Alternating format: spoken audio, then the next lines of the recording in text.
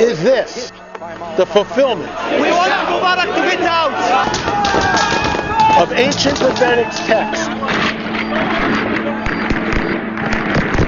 What about the weird weather anomalies? Hundreds of cars were entombed in snow. The magnetic pole has shifted. Magnetic north is moving. There are those who say that something has happened to the moon. The moon looks funny. The moon looks out of place. The moon is shifted. The moon doesn't look the way it's always looked to me. Why is it that an earthquake occurs of 7.0 or greater almost on a weekly basis? What about the tens of thousands of birds falling from the sky? Are we looking at extraterrestrial disclosure? Again, is it business as usual? Is this normal?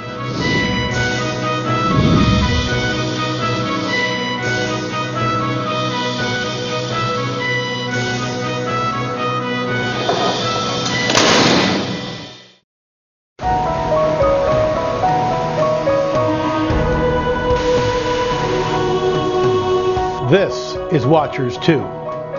Ancient prophetic texts written thousands of years ago tell us that in the latter days there will be wars and rumors of wars, famines, pestilence, earthquakes in diverse places, and troublesome times.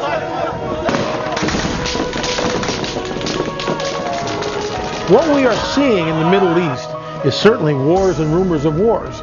With the recent riots in Egypt, Tunisia, Libya, Yemen. The action follows political unrest in Egypt and Tunisia that saw both countries' leaders step down. Possibly Saudi Arabia, Bahrain. The level of violence peaked in the Bahrain capital, Manama. Tear gas was fired at anti-government protesters and gunshots also rang out. Are we looking at a redistribution or a reconstruction of the existing borders in the Middle East? What is going to come of this? We're not certain as of this broadcast, but I will say this. There is great unrest in the Middle East, in the Muslim world, on the Arab street. But the fact that we're pushing democracy is naive as can be. Iran is perhaps the model, because they'll go from an autocratic situation to democracy, just giving the power brokers an opportunity to move in. And that's how it was a matter of months, and they became Ayatollah took over and so forth. And I think the same pattern could repeat itself in Egypt, because the democracy itself is an unstable form of government. People don't realize. In the United States, it wasn't a democracy, it was a republic. The rule of law is what its foundation was supposed to be. And what's interesting isn't just Egypt. We see the same undercurrents in all. Throughout the entire Arab world. Yeah, you betcha. Jordan, Yemen. And you're going to see it in Europe. Europe is waking up to the fact that they don't know how to deal with Islam in Europe. Ancient prophetic texts tell us that there will be three events in the latter days. Biblical scholars will differ as to when these events actually happen. The first one is Psalm 83. Are we looking at a loose confederacy of Arab nations coming up against Israel, and Israel defeating those combined armies? That would be one prophetic scenario. Psalm 83, the motivation is to wipe Israel off the map. And it includes their immediate neighbors. And that is shaping up very crisply. Israel emerges as a major prosperous power out of that. I personally am among those that see the view that Psalm 83 is a precedent condition that sets the stage for Ezekiel 38. A second prophetic scenario is Isaiah 17, which says very specifically and succinctly that Damascus will be destroyed. We know that Damascus is the oldest inhabited city on planet Earth. That's never been destroyed, not like what the prophecy is telling us it will be. About a year and a half, 2 years ago, there was some saber rattling between Syria and Israeli officials. I'll never forget it. The Israelis said, if you, pointing to the Syrians, use chemical weapons against us, we, the Israelis, will annihilate you. Syria in 1973 could have been conquered easily during that the Yom Kippur War. If it wasn't for Kissinger coming and telling the Israeli troops to back off, we could have occupied Syria. Plug Isaiah 17 in here where it says Damascus is a ruinous heap, and one begins to wonder, are we on the cusp, the edge of these prophecies being fulfilled? Combined with that is the Ezekiel 38 prophecy, which gives us a list of nations that comes up, a confederacy of nations. And by the way, there's not an Arab in the bunch. Prophecies that are found in Ezekiel 37 and 38, by the way, which are read yearly in synagogues on the Sabbath, that these prophecies do definitely have some portentousness for what's going on today in Israel and the rest of the world. But if we go back 37 chapters earlier into Ezekiel 1, he's not in Israel anymore. He's on the banks of the rivers of Babylon. And he sees a vision of a chariot, this divine chariot, in it, the Merkava as we call it, and the Chashmalim, these oracles of electricity, electrum, that are running through this incredible vision that he's having. And he seems to be pining for that moment of total revelation where there's no separation between the body and the soul, no separation between humankind and the Almighty, and that everything was clear as it was to Adam and Eve in that pristine existence of Garden of Eden. We are just north of Detroit, and the moon is up tonight. It is totally not where it is supposed to be. As my lovely Deborah says, she has no clue what this means. I've been watching the moon at least the past 45 days. It is not only totally in the wrong spot, I mean it's completely and utterly and totally without a doubt nowhere near where it normally is. On December 21st, 2010, the winter solstice, we had a lunar eclipse, which hadn't happened in 420 years. But there were some people who looked at the event and the moon afterwards and began to say, why does the moon look funny? Is it out of place? Has it shifted? Gee, the moon, the shadows look different. What's going on? We tried to find out and get to the bottom of it. We took what's known as a red camera and went up in a secret location in the Hollywood Hills and shot the rising of a full moon. And we compared and sort of did an A/B between our footage and what another videographer had taken of the moon. And what we discovered was that it appeared like the lunar surface somehow had rotated about 135 degrees. How can that possibly be? We called the Griffith Observatory, Jet Propulsion Lab, Pepperdine University, and UCLA. All we're trying to do is ask some questions. We basically got the door slammed in our face. No one would come on the record. No one would address the issue. I found another site that was telling me that the moon is out of phase. It's not in the place that it should be. In other words, according to local maps that show you the different phases of the moon and what it should look like and how it should look like, whether it's a gibbous or a crescent and what part of a crescent or what degree of it should be crescent. When you go out and actually look in real time, it's about 2 days off from being out in a proper phase, and it's almost as if the moon has clocked itself 90 degrees off of what it used to look like, with the craters and the seas and everything slightly out of position.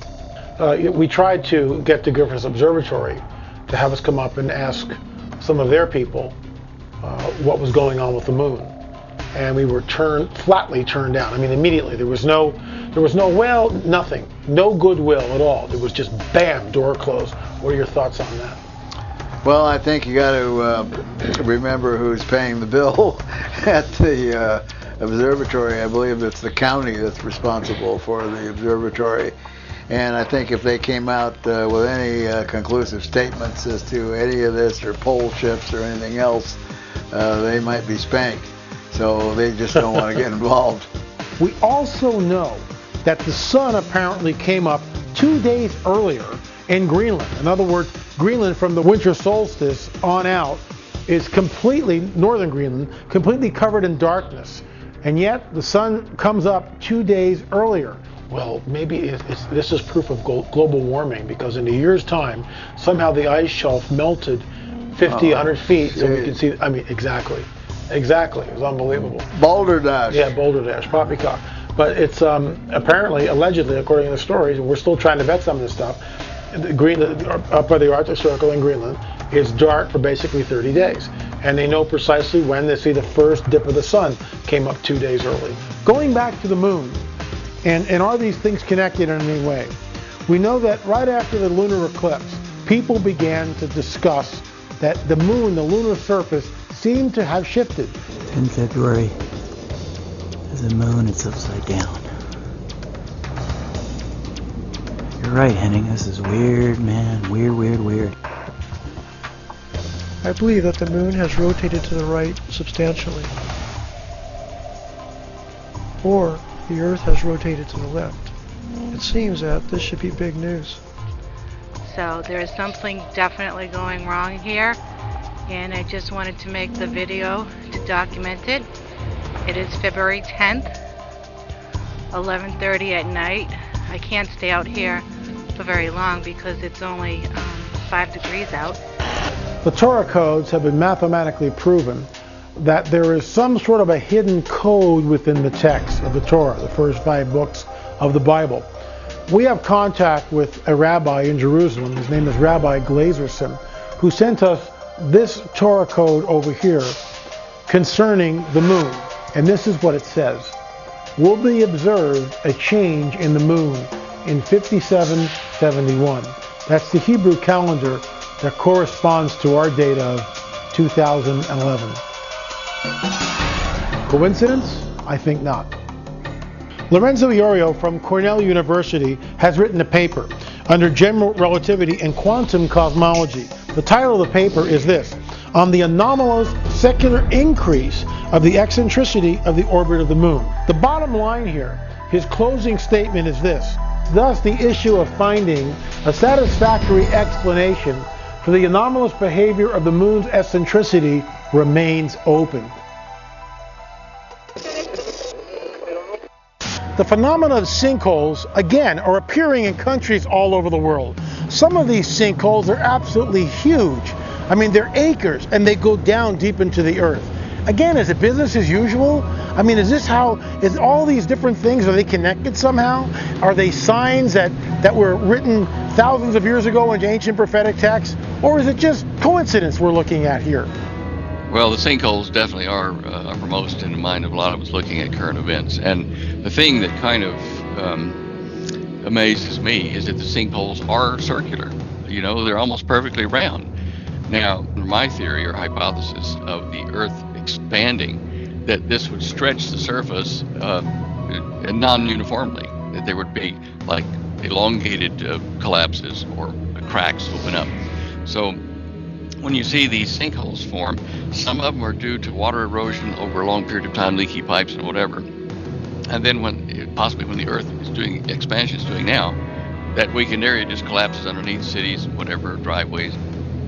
But I do think that the sudden increase of all of them happening so in such a short period of time, and with the magnetic field variation and with the earthquake increases, I'm thinking, and volcanic increases, I'm thinking that the sinkholes are somehow related to the stretching of the mantle of the Earth by this expansion phase we're going through. Let me give you some facts about the Guatemala sinkhole. First of all, this thing was 66 feet wide and over 100 feet deep. It actually might still get bigger, believe it or not. So this thing might be growing. Some people are saying that the solar system might be to blame, but we're not sure exactly what we're looking at. Also, we know that sinkholes like this in Guatemala have happened before. But what we're seeing is that it's not only in Guatemala, these sinkholes are happening on a global, worldwide level. Almost on a weekly basis, one of these things appears somewhere, and sometimes they're shallow, but other times they can swallow up intersections, fire trucks, cars, houses, restaurants, and on it goes. We know for an absolute scientific fact that magnetic poles have shifted. Just when you thought there couldn't be more change going on in the world, it turns out magnetic north is moving. Aviators knew this. It's always moved, but not like this. In fact, it's on the move about 40 miles a year now along the polar cap toward Russia. But because of it, some airport runways calibrated by compass are now 3 or 4 degrees off. Now, all of this might sound a little confusing, but let's get one thing straight. The runways aren't physically moving. All that's really changing is the number. While different news agencies postulate that the magnetic pole has shifted 20 miles, 40 miles, 30 miles, and there's a disagreement, one thing is a certain commonality between all of these news sources: it has shifted. We know that. It has moved. Now, when you tie in the idea of the magnetic pole is shifting, then I got a roundtable discussion from scientists admitting that the electromagnetic currents over the Earth are diminishing. They're losing their power and effect, and they were concluding that this seems to be one of the stages of when there's about to take place a pole reversal. We know that it happened at least one time in our past. We're talking about stuff that, where the end of dinosaur kind of things, the end of an epoch and going into a new age or whatever. This is coupled also, though, with our understanding of the electric universe. The plasma physicists have risen to finally be heard. When Ben Franklin did his famous experiment with a kite in which he miraculously wasn't electrocuted, but in any case, he was the one that demonstrated the sky's electric, but everybody's ignored him. The astronomers have ignored him. The astronomers try to explain what they think they see in the universe by not going beyond the 16th and 17th century. But up in the north, in Sweden and Norway, the scientists there, because of the auroras, they started to be aware of plasmas. They've studied that. Today's vanguard in physics is in the plasma physics. You hear all this nonsense in the press about black holes and that 96% of the mass of the universe is missing. The actual mass of the universe, 99% of it is in plasma. It's an ionized gas. And so as we understand that, we suddenly understand the galaxies and so forth are electrical. They're not impacted by gravity at all because people don't do their homework about Newton's law of gravity. There's an interesting article in June of 2005, Scientific American, where they're studying the fact that the constants, Planck's constants in physics is changing. Speed of light slowing down, Planck's constants increasing to keep the energy equal. But the point is, their conclusion, their words, not mine, their words. If the constants are changing, it implies that our reality is but a shadow of a larger reality. And I picked that up. I thought that's really wild because that's what the Bible has been saying all along. There is some divine communication that's going on with this. There's no question about it. What does it portend? What specifically will that do if the magnetic influence is somehow altered by this? Could it affect weather patterns? Can it affect the way in which the seasons, are changing, global warming, all these other unknowns are all up for conjecture as far as whether or not there is something specific that's going to happen in the end of days. And so I do think we're seeing a magnetic field change in the Earth, significant one, and it may go on for weeks, it may go on for months or years, but with the rate at which things are happening, I'm thinking this may be rather sudden. And if it occurs quick enough, like in hours versus days, it may generate electric currents in all of our electronics. Something's up, and this seems to be in the universal consciousness, because it's almost everyone that you talk to is going to tell you a story about themselves or something they've seen, or their cat or their dog. Habits are changing. People are changing, animals changing, the world is changing, events are changing, the weather is changing, economics is changing, population values are changing, governments are changing, systems are collapsing. So, you'd have to be an idiot not to recognize that there's something going on. But, what's the end of all this going to be? That we don't know yet. That we don't know.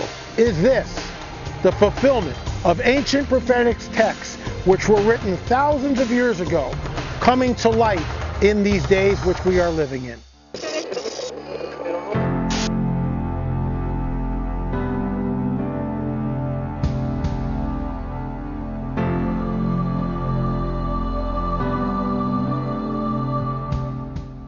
Recently in Redondo Beach, millions of fish just died off and were floating on the surface of the water. Millions of fish.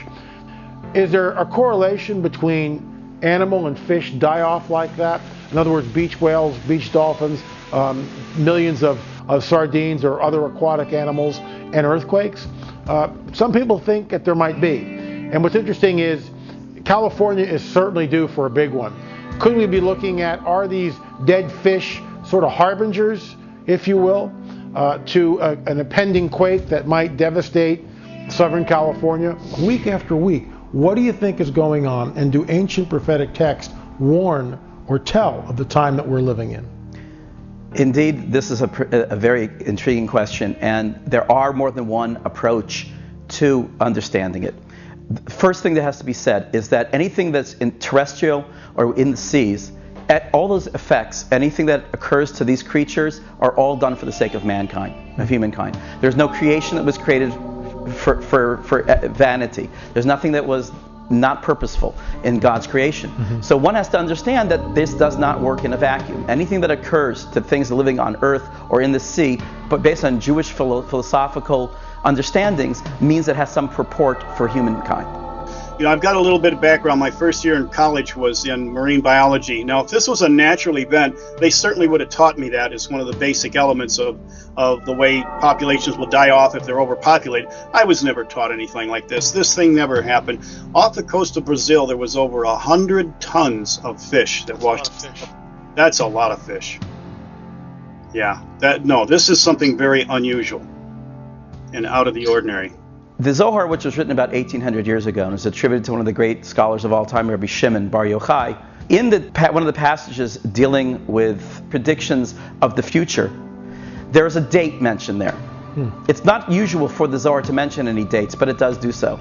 And it says that in the 5th millennium, in the 600th year, in the Hebrew calendar it would be 5600, which takes us about 140, 150 years ago, the world will accelerate in supernal well springs of knowledge that will come both from below and from above, imbuing the world with a great potential for holiness, for inspiration, for knowledge. How this knowledge is processed will determine the course of humankind. Here is a flight advisory that came from the FAA, and this was dated for January 20th through February the 11th and February 15th to the 22nd.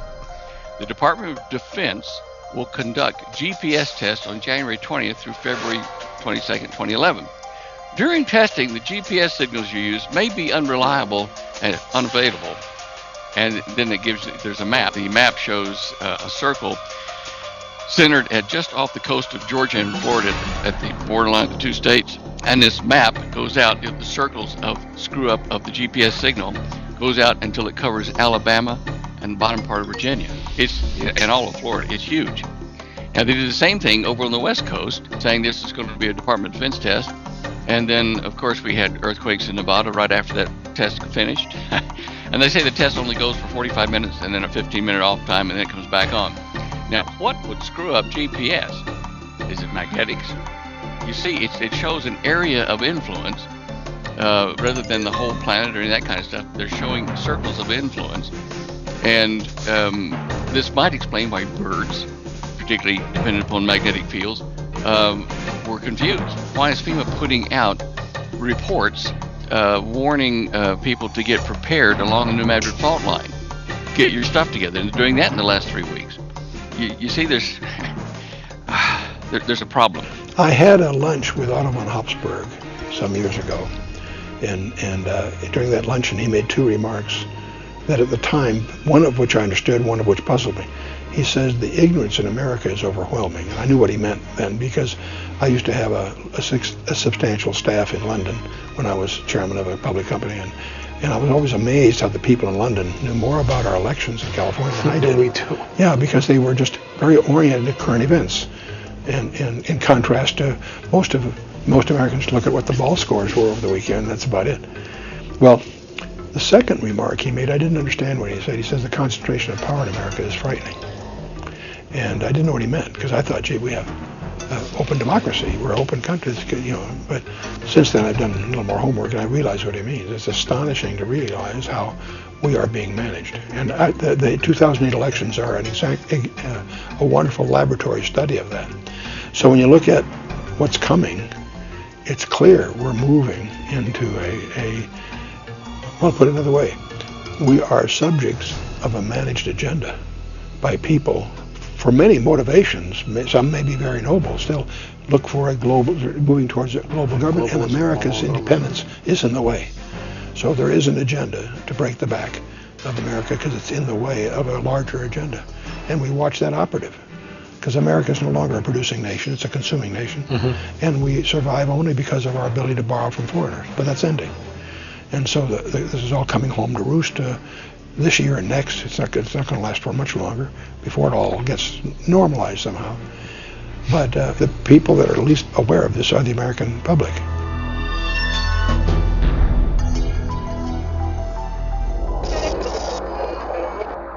In 2010, spilling over to this year, 2011, there have been 3 major earthquakes in what is known as the Ring of Fire. The Ring of Fire basically extends all around the west coast of the United States up into Alaska, down into South America, swings over into New Zealand, Australia, and then up towards Japan and then back around again. That is known as the Ring of Fire. And what's interesting is in 2010 we had the Chilean earthquake. It was one of the strongest earthquakes ever measured, and security cameras captured its 90 terrifying seconds. It struck in the middle of the night. Fue terrible, terrible. Chileans struggled to get out of buildings, some in just their pajamas. It was so intense, and I was seeing the sky changing colors, and it was really sort of an apocalypse now thing. Then in 2011, the Christ Church earthquake in New Zealand.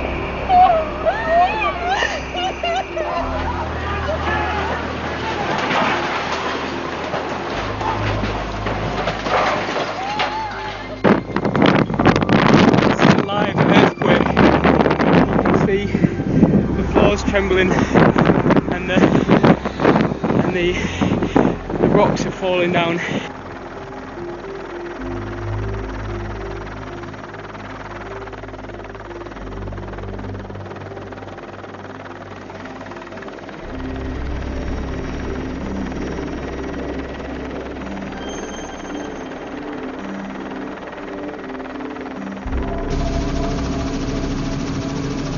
Followed very recently by the Japanese earthquake, in which the island was struck by a 9.0 earthquake, and of course shortly after that a devastating tsunami swept inland and wiped everything out of its path.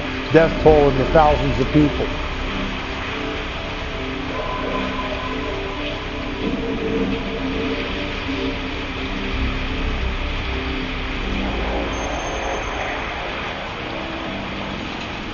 It's when you see something like this, Ivan, unfold before your very eyes that you get an idea of there's nowhere to run when you have something like that coming so fast toward you. And of course, you know, it appears to be fairly slow when you're looking aerially, but if you're on the ground and that is moving at such a fast speed, you can see the boat there. Just unbelievable pictures. There's a building or a couple of buildings that are on fire and are moving with the tsunami. That is just something you just had never seen before, and there's a pretty big vessel there getting pushed ashore.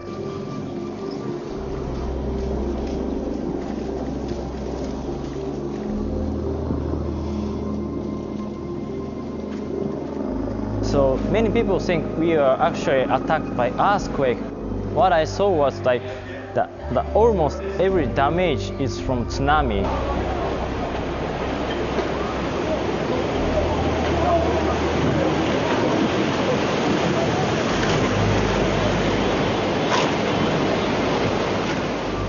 From coast to 2 miles, there is nothing. They used to have 1,000 houses, roads, and people.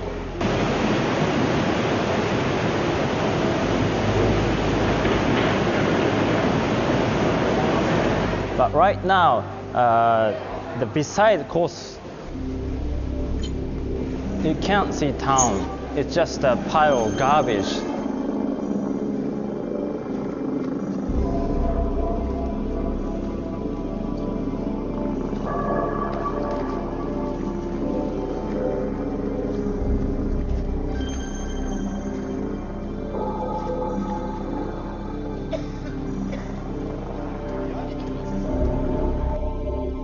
Is it business as usual or something greater? Are we actually accelerating? Are these devastating events that we see, are they beginning to accelerate, come in more rapid succession? Is that what we're seeing?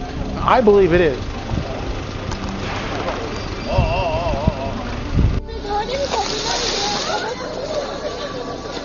して落としたの？うわ、ちょっとこれはひどい。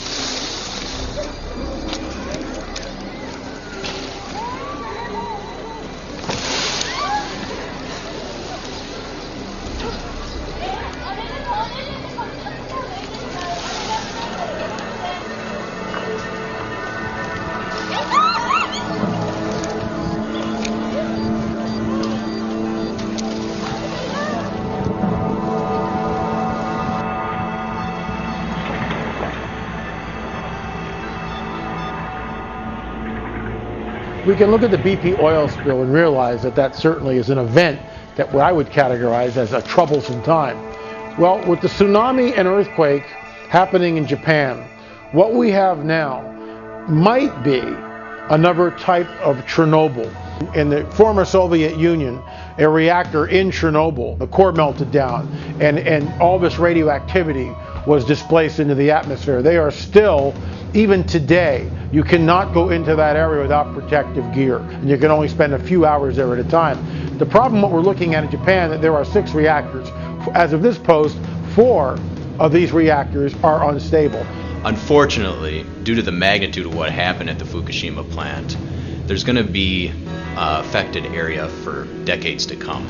This event will affect many people in that area and possibly outside that area for years to come. Having operated nuclear power plants in the past and still being involved with this line of work today, first and foremost, my thoughts go out to the workers there as they battle this tragic event. Fuel rods will continue to put out heat for as little as days to as much as years. It all depends on some factors of the fuel rod itself, how it was operated during its lifetime, and its makeup within the fuel rod. What occurred at the Fukushima plant, however, is that you have a damaged fuel rod. This resulted in some of the fuel pellets within that fuel rod to cluster towards the bottom of the reactor vessel. This forms a mass that's superheated and will take a while to cool down. Before the devastating earthquake followed by the horrific tsunami that hit Japan, life went on pretty much as normal. People awakened, showered, went to work, drove cars, children played in the playground, tourists came, fishing boats went into the harbor, out of the harbor. Life was pretty good. What we see is the fragility of life. To prevent or otherwise minimize the risk of an event occurring like this again, we have to have continuous evaluations of all the nuclear plants throughout the world. Let it be known that there are plants of the same design on the east coast of the U.S. and also the east coast of Mexico.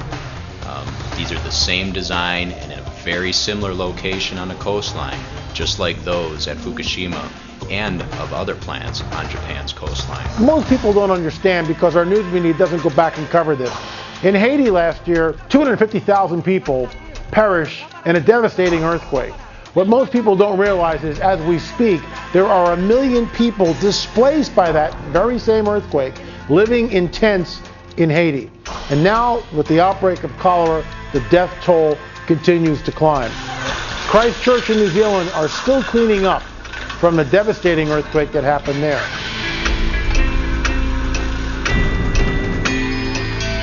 The floods that swept inland in Australia.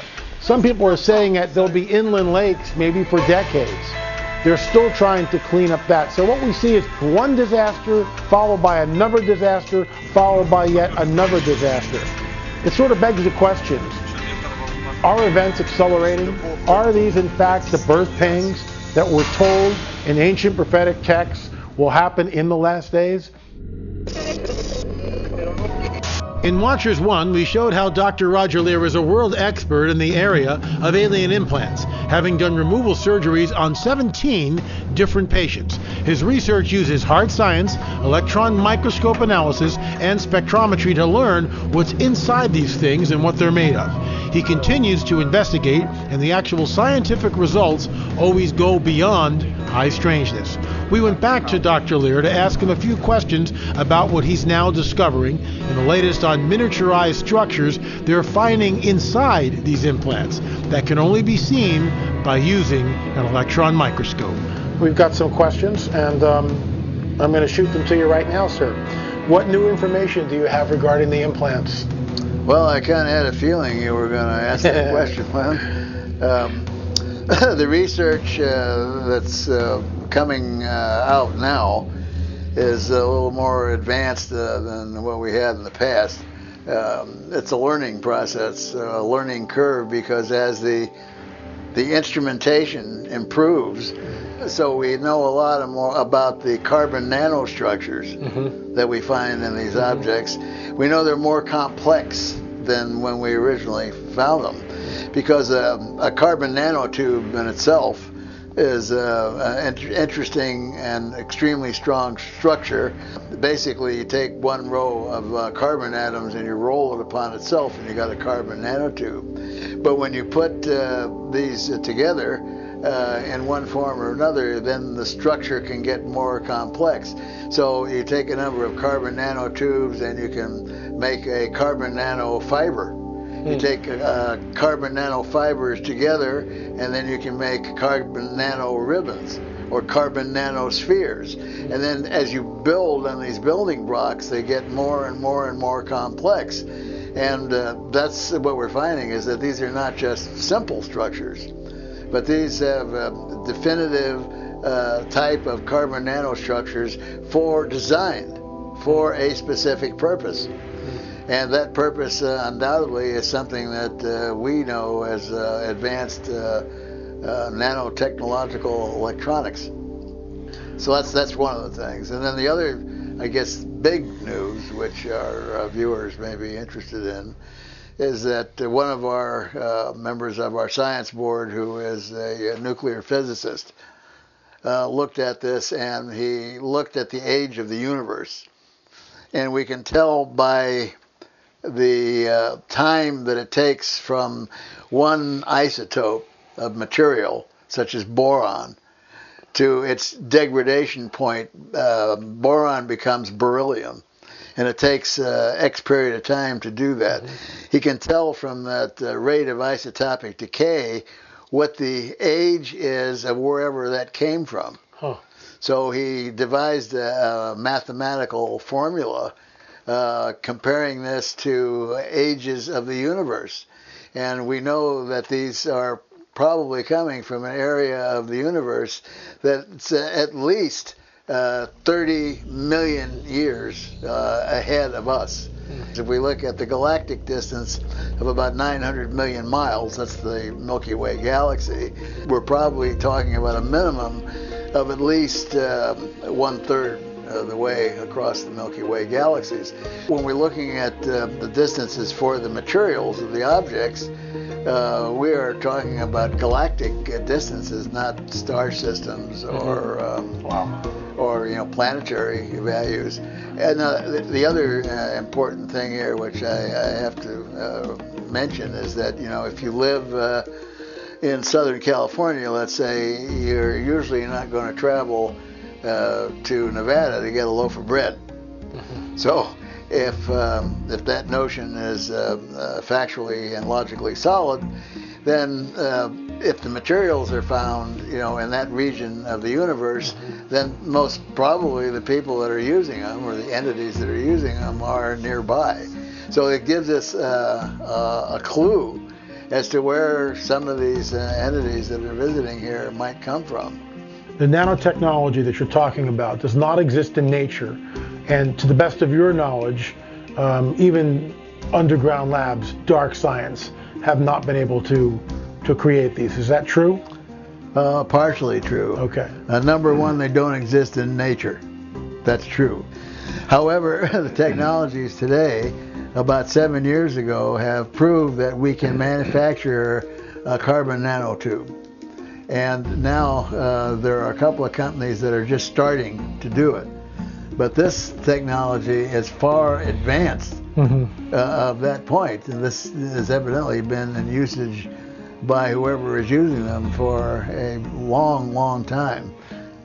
Is it true that the implants can repair themselves? In other words, let's say they're damaged in someone's skin, or even if you take them out.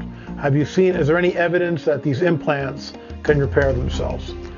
Well, the only evidence of a restructuring that we have is the one case in which the object came out in small pieces, and we placed it in a container of the patient's blood serum and looked at it in 48 hours, and it seemed to reassemble itself in the order of which we took it out. So self-repair, aggregation of objects for memory, maybe, I don't know what the explanation is. So I think there is an inference to the fact that they can possibly repair themselves. Recently, there's been YouTube videos of a UFO over the Temple Mount in Jerusalem.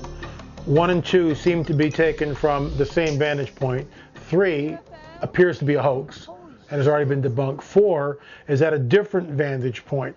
And when you sync these 3 videos together, 1, 2, and 4, we see that it seems to be the same phenomenon. In other words, it's like there's and especially in 4 I like, because you can see the cars moving in front of a Temple Mount.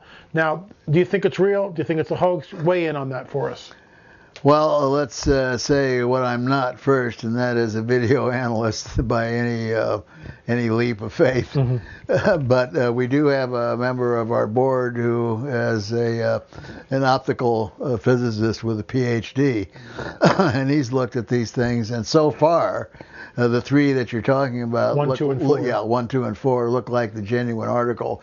Number 3, it was so obviously a fake that even a casual observer like me would notice that there's nothing moving in the background. There's no glimmer of the lights, no reflections, no nothing. And then Jaime Maussan from Mexico sent me the still photograph that was photoshopped and the light put in. So that one we have to totally disregard. But the other 3 look like they could be the real thing. Tyra, give us a thumbnail sketch of who you are and why you've come in to take a look at these, and what's your area of expertise? Well, I've been doing a lot of special effects work in my day, setting up computers for a lot of special effects houses, and so I know a lot about visual effects in general. And it was interesting to me to watch these and realize that a lot of them might have been visual effects. And so I started doing research on it myself and came to the conclusion that I believe that all of them are visual effects. We're going to show video 1 here. Of course, this is the first ones that I saw. So we have this object here hovering over what is known as the Dome of the Rock. And here's a videographer shooting his friend who has a cell camera, who's holding the camera and filming also. So that is video 2, and we'll show that after this. And we see movement down in here, the flickering of lights. So we know this is all real. It's not a photo. That part isn't Photoshop. Now we're going to see 2 flashes of light, and the object's going to streak skyward. Whoa! So when I first saw this video, I was not skeptical about it initially, and it wasn't until the object actually disappeared and did its stretch and disappeared that I noticed something was wrong. The rest of the video is very jittery, which means it's not capturing at a normal frame rate. It's capturing at a slower frame rate. But when you stretch and disappear, that frame rate was perfect. The high frame rate of regular video editing systems. Correct. Okay, well, we're going to roll video 2, which is from the videographer holding the cell phone. In front of it, Yeah, and now tell us what we're looking at here. I absolutely, definitely think he's holding a camera. But if you really look at it carefully, you'll notice that object, the camera's moving, and the object is actually moving at a different level than the actual camera's moving. So you think this was also done in post-production? I think that it was done in post-production. Now, is there a way to go back, let's say, to video 1, where they show the man holding his cell phone? And is there a way to stop frame that, blow it up, and see if there's actually anything on it? Nope. Nothing at all. So we're not sure what we're looking at there either. Yeah. Now this is video 4. I like this video a lot. Which came from allegedly from another videographer. Let's look at that. Now, one of the things about this video that I want to point out is the fact that the aspect ratio is true high definition. What do you mean by that? 16:9. So I think that the out of focusness of this shot is for sure deliberate, because everything is in perfect out of focus except for our object.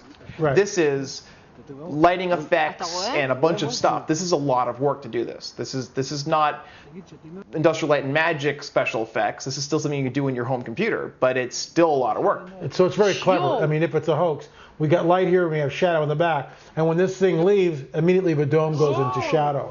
Your thoughts there, Tyler?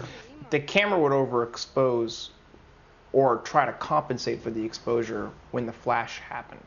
So when it flashes, right, the camera would try to compensate. It wouldn't compensate quick enough. It just couldn't compensate quick enough, but it would try to compensate. So you would see the image get darker just a little bit. Now what the blurs are really good. Everyone agrees pretty much across the board that video 3 is a hoax. Correct. And it's very easy to see. Nothing moves. You know, the little light comes down. Okay. And there are no flashes. Yeah. Right. So video 3 is a hoax. But 4, 5, and 6 have differences than 1 and 2. Explain that. Apparently they're shot in different locations, but there are artifacts or anomalies that we don't see in videos 1 and 2. What are we looking at? To me, the way I look at it is that if it was a real event, that's exactly the way it would be. My point is, if I had the original negative to something, right, then I would start believing it. But when it comes to how bored people are in today's world, I think that it's very, very, very hard to believe things that are so. I'll give you an example of what I believe. I believe some of the Mexico stuff with the little snail guys in the sky, and all of the stuff related to the infrared cameras where they shot a bunch of infrared stuff. I agree. There is absolute no doubt. Why? Because the guy took the original footage, he put it on YouTube.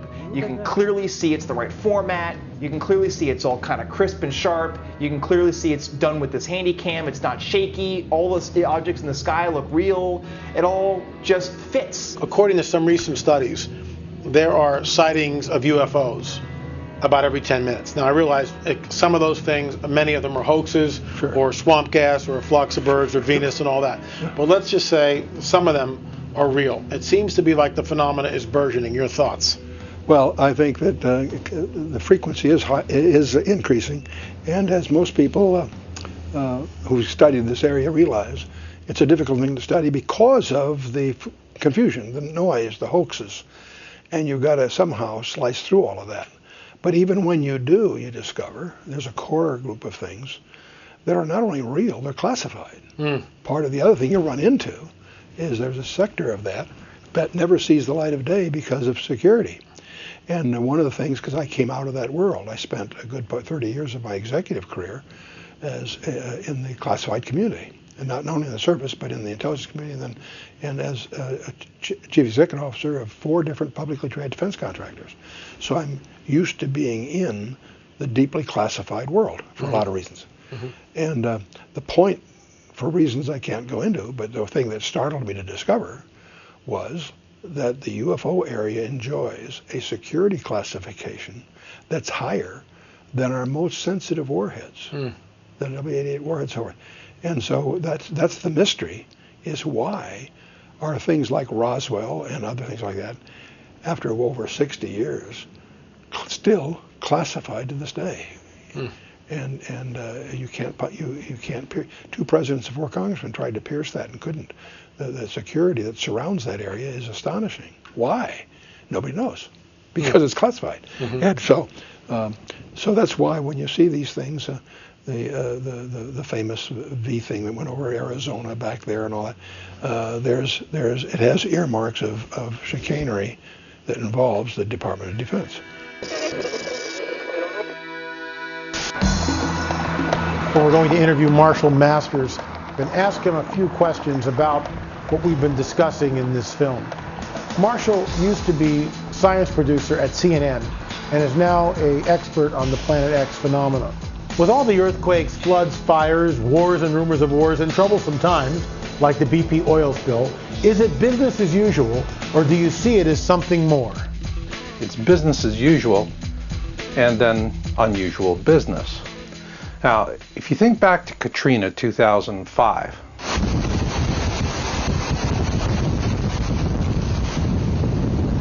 we didn't have a problem with a shortage of oil that drove up food and gas prices. Rather, there was a shortage of oil infrastructure. So I want you to imagine, in my hand, I am holding a large semi-transparent balloon, and it's called the oil industry. Inside that balloon is a smaller balloon called agribusiness. Now, as man-made and natural disasters eat away at oil infrastructure, terminals, refineries, and so forth, it collapses in on agribusiness. Middle East unrest has pushed oil prices well above $100 a barrel, and that's translating into skyrocketing gas prices. Think of the last time you went to the store and you bought fruits from all over the world. It takes oil to move it there. And without the oil, it doesn't move. That is the problem. You see, as that big oil infrastructure bubble collapses, the problem is it will collapse in on agribusiness. Why are most people reticent to discuss current events? Reticence is primarily a programmed behavior. And it's easier for elites to do now because we live in a just-in-time economy. And so we expedite that reticence. But there are a growing number of us who are saying, no more programming for me. I'm going to march to the beat of a different drummer. And you know what? As a researcher, I think it's exciting because their numbers are exploding. Do you see us heading towards a tipping point, a point of no return? I see us approaching a storm of tipping points. And what bothers me is there are the ones we can see coming, but it's the ones we do not see coming. You know, think of Japan. General Electric goes out and builds the world's largest nuclear reactor power plant on a coastline facing a major fault system, and they're completely clueless as to how they got to where we are right now. Do ancient prophetic texts that you're familiar with discuss such a time as this? Well, as you had mentioned yourself, there are these scriptural passages that are leaning in that direction. But going through the interpretation of those passages, it takes a little bit more discernment and investigation. And among those who make this investigation are the Talmudic sages. Then there's Rabbi Eliezer. He talked about 15 signs that you will know they were coming to the end of days, based on scriptural passages, but also his own prophetic insight. And he said, among them, the currency will be useless. The pen will wither. Instead of, fighting verbal wars, they will be picking up the sword again. The face of that generation will be like the face of a dog. What does that mean exactly? Go to hell. We need another one. Mubarak, destroy our country. Arrogance, and we call it Hebrew chutzpah. We don't want them. Listen to the people. We don't want them. Will be prevalent. The youth will no longer respect their elders, and even the leaders themselves, who normally should walk in front of their people, will walk behind them, similar to a human walking behind the dog that seems to be leading it, leading the person. So there are a number of other predictions, among them that the land will be measured with a cord, not A-C-C-O-R-D, but with some kind of a stripe or some kind of a measuring stick.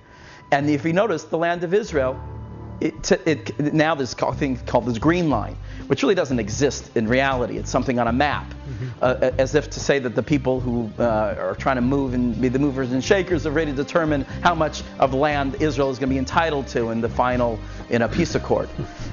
So all these ideas, the land being measured and the economic markets, going haywire, the fact that people, instead of settling their differences verbally, will try to do this with missiles, are all alluded to in these chapters that the sage Rabbi Eliezer had written 1,800 years ago. When Jesus in Luke 21 says that this generation shall not pass away till, he's talking about them, because it was 38 years from the time he said that until the fall of Jerusalem. That's the same generation. Wow. The same generation, 38 years in Deuteronomy 2 verse 14.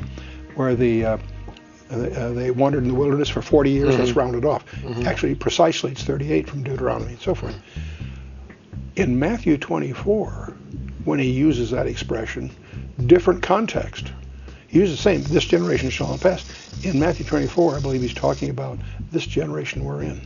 What he means is that this generation will all happen within one window. Now the trick is what triggers that. A lot of people thought it was the 48. There's no basis for any of that. Right. Okay, but I think I think that from the hypothesis from the rapture on, it's going to all be within a single generation, and I think we're in that moving into that generation.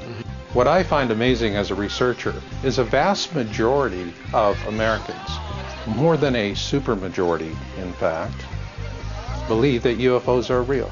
And yet, they continue to be silenced and intimidated by a small minority of very vocal, mean-spirited people who refuse to look at the obvious. Why is it they don't want to look? Because perhaps they don't want the rest of us to notice what's really going on.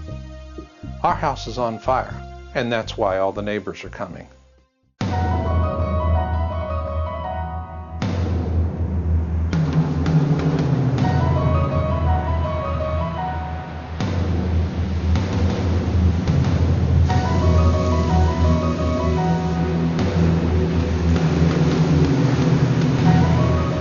I think when we put all these things together, we're looking at something. And what we're looking at is what I believe the fulfillment of ancient prophetic texts that were written thousands of years ago. And yet, in these, what I would consider last days, we're starting to see the fulfillment of those ancient prophecies.